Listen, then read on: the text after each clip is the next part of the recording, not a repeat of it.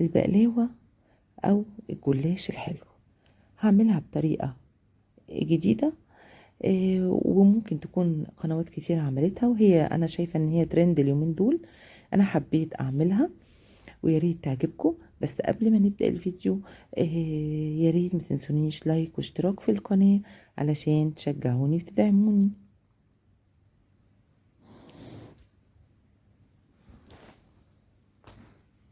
اول حاجة هنعملها هي الشربات. هجهز كوبايتين سكر،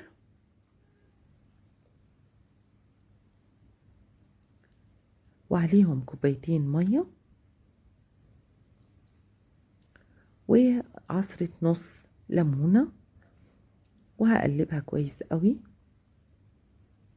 وبعدين هحطها على النار وهسيبها 10 دقايق، مش هاجي جنبها تاني ولا هقلبها خالص.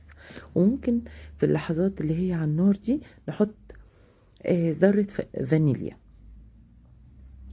كده خلاص هنسيب بقى الشربات على النار ونبدأ نجهز الجلاش بتاعنا. وما ننساش ان احنا الجلاش لازم يتغطى علشان ما ينشفش.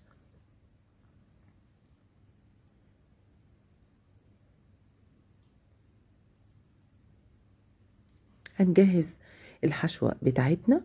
انا جهزت حشوة بالسوداني وجوز الهند، وحشوة تانية بالفستق. طبعا جهزت السمنة بتاعتي، تكون زبدة على زيت او زبدة فقط على حسب امكانياتك. وطبعا هتدهني طبقة الجلاش، هتدهنيها بالسمنة. وبعد كده هتسيبي مسافة حوالي سنتي او 2 سنتي في الحروف قبل الحشوة. وبعد كده هتلفي بالاسلوب ده على السيخ. انا استخدمت السيخ بتاع الشوي بتاع الشواية.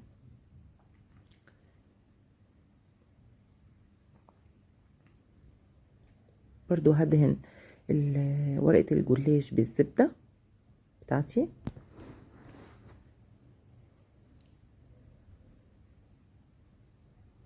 هحط الفستق بس هسيب مسافة سنتي او 2 سنتي علشان خاطر اقدر ان انا احط السيخ بتاعي والف عليه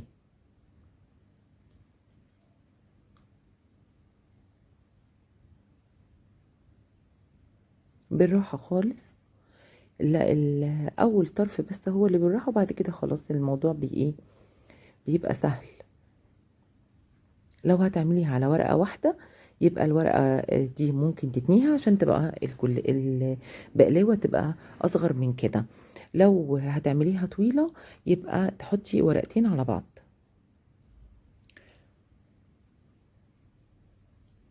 اهي الصينية بالمنظر ده.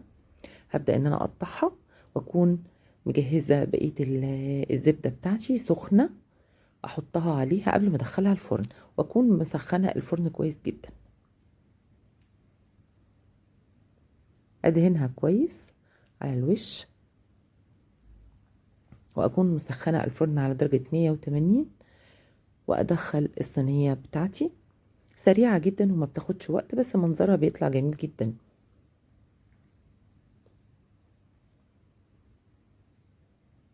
ادخلها بقى الفرن بتاعي، هتطلع بالجمال ده. يكون عندي الشربات ساقع وهي سخنة، او هي لو بردت منك يكون الشربات سخن.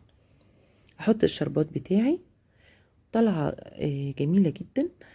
وعشان ما حطيتش سكر جوه الحشوة طالعة متزنة وجميلة وطعمها حلو قوي. زوقتها بقى بالفستق بتاعي. طبعا ده الفستق الكداب اللي انا عملته في القناة برضو، ممكن تشوفوا الفيديو بتاعه، وهتلاقوه دلوقتي فوق محطوط على الشاشة. وبالهنا والشفا. ويا ريت لو عجبكم الفيديو ما تنسونيش لايك واشتراك في القناة علشان تشجعوني وتدعموني. وإلى اللقاء.